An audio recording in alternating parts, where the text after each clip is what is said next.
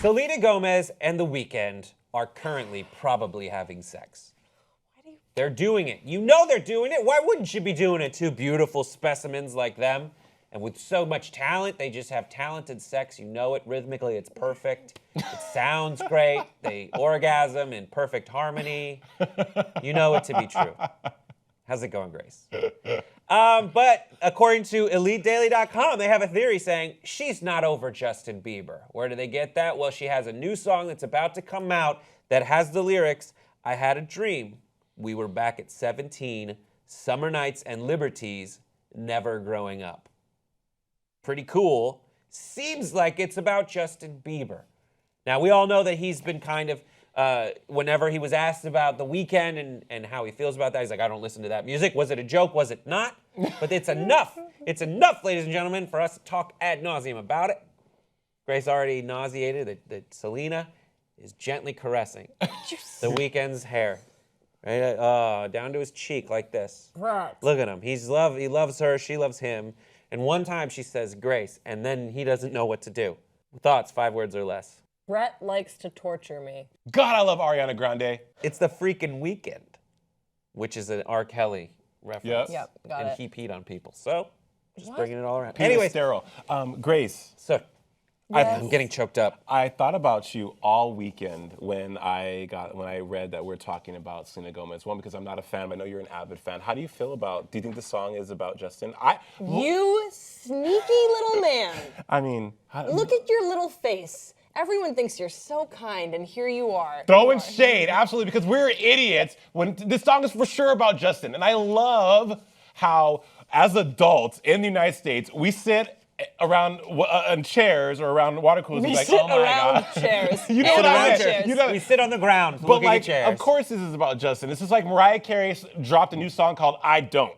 It's about her not getting married to James Packer, saying "I do," and people are like, is that about James Packer? Of course, it is about James Yes. Packer. So yeah, I think the song's about Ariana Grande. I mean, Justin Bieber. No, I forget who the song is about. You know, a couple things about Selena's Instagram stories that she's been regularly updating. More now. She Thank you. hadn't for a while. Yeah, she hadn't. It's great. Her autotune sounds really good too.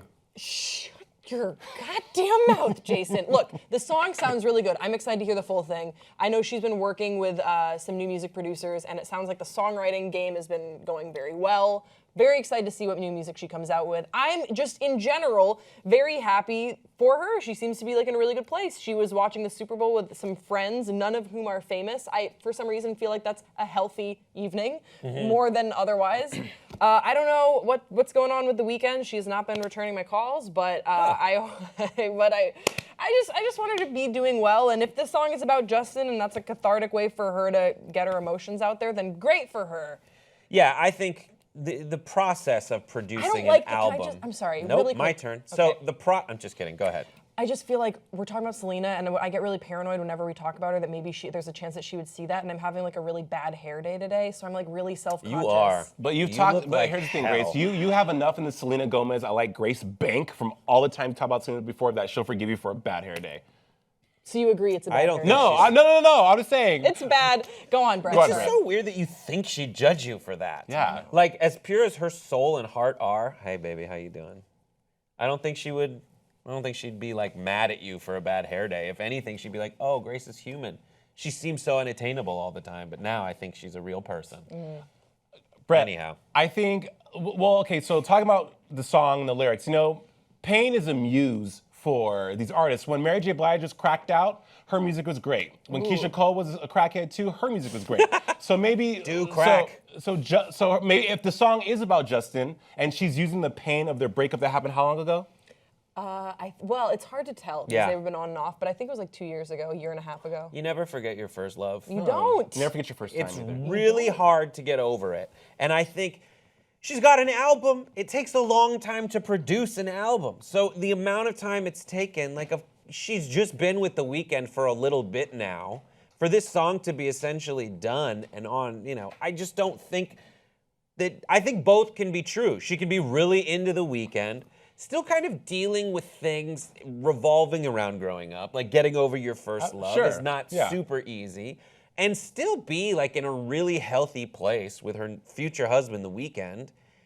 And it's not a huge thing. He's a musician too, so maybe he writes something that he, digs into a time and a place where he felt the most. Also, no one was analyzing the Weeknd lyrics when he was dating Bella Hadid, but his songs were very clearly about like fucking other bitches and like sneaking on the slide. I mean, it's true. It's like The Hills Have Eyes. But the way you say fucking other bitches. Well, a big theme for him was like, I have a girlfriend, but like here I am at the strip club. Oh yeah, for sure. Like that's so, but no one was just like, but what about Bella? Like it was, they're gonna write songs about whether they're imagined scenarios. She's not the only, I don't think this is a secret, she's not the only songwriter on her albums. Like she works with other songwriters and she works with other producers. And so it's sort of a collaborative effort to get a song together. So maybe this was a friend of hers. It doesn't have to be about only her experiences. Yeah. Maybe we can talk about our first love at 17, and that is a shared experience with basically everyone. Right. I think also, okay, you say it takes a long time to make an album. No, not really. Not when you can do an album in like a month,